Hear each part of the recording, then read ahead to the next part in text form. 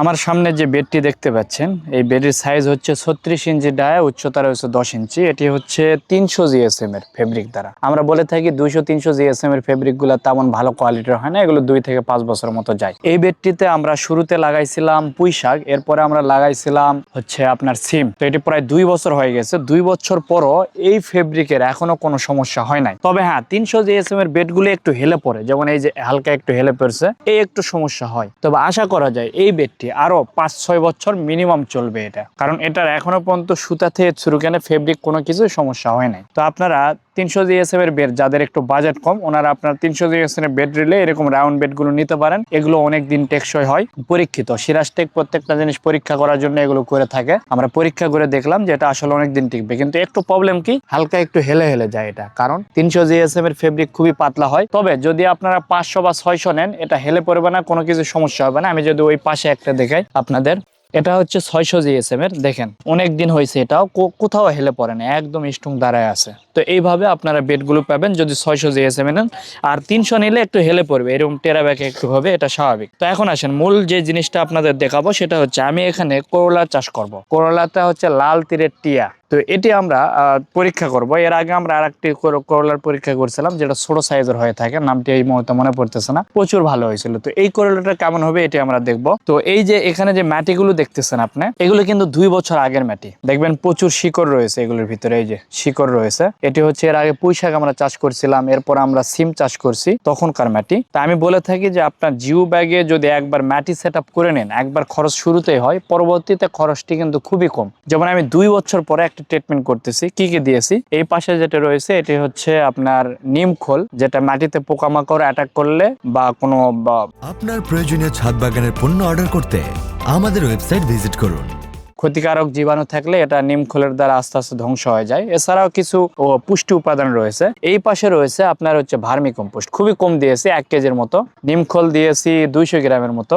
এই গোবর দিয়েছি 1.5 কেজির মতো। এটা হচ্ছে গোবর, গুঁড়া গোবর। এগুলো কিন্তু সিরাজ থেকে সবই পেয়ে যাবেন। নিম খোল, ভার্মি কম্পোস্ট, এই যে হচ্ছে গোবর, এগুলো আমরা এইভাবে গুঁড়া করে দেই, মেশিনে গুঁড়া করে দেই, আপনি সহজে প্রয়োগ করতে পারবেন। এরপরে যেটা রয়েছে সেটি আমাদের হচ্ছে কোকোপিট। তো কোকোপিটের একটু কোয়ালিটি যদি আপনাদের দেখাই, এটি ব্লক আকারে ছিল। ফার্স্টে আমরা করছি কি 5 কেজির ব্লক পানিতে ভিজায় এটা আমি শুকায় নিছিলাম, দেন তারপরে আমরা কিন্তু এটা প্রয়োগ করতেছি। তো কোকোপিটের একটু কোয়ালিটি দেখবেন, আমাদের খুবই সুন্দর কোয়ালিটির কোকোপিট সিরাজটেকের এটা হয়ে থাকে।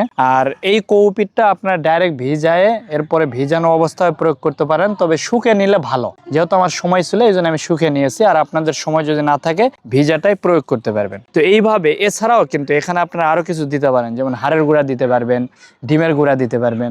যে জৈব উপাদানগুলো রয়েছে এগুলো আপনার যদি অতিরিক্ত হয়ে যায়, এটা কিন্তু ক্ষতিকারক না, এটা আপনারা দিয়ে দিতে পারেন, কোনো সমস্যা হবে না।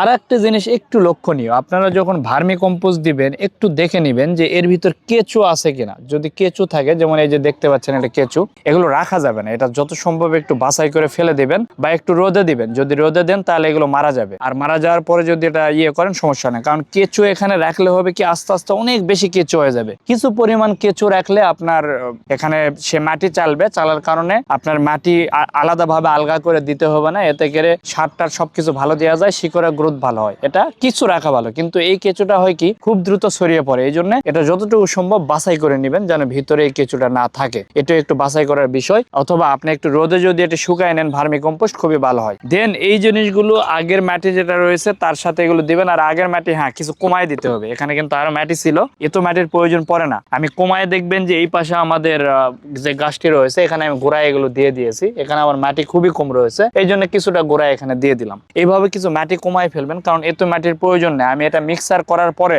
এখান থেকে আরো কিছু মাটি উঠায় রাখবো, আমি অন্য কোনো গাছ লাগানোর সময় প্রয়োগ করব। করলার জন্য সর্বোচ্চ আপনি 3 থেকে 4 ইঞ্চি মাটি দিলে যথেষ্ট। এখানে কিন্তু প্রায় আপনার 6 ইঞ্চির কাছাকাছি মাটি রয়েছে, এত মাটির প্রয়োজন পড়বে না।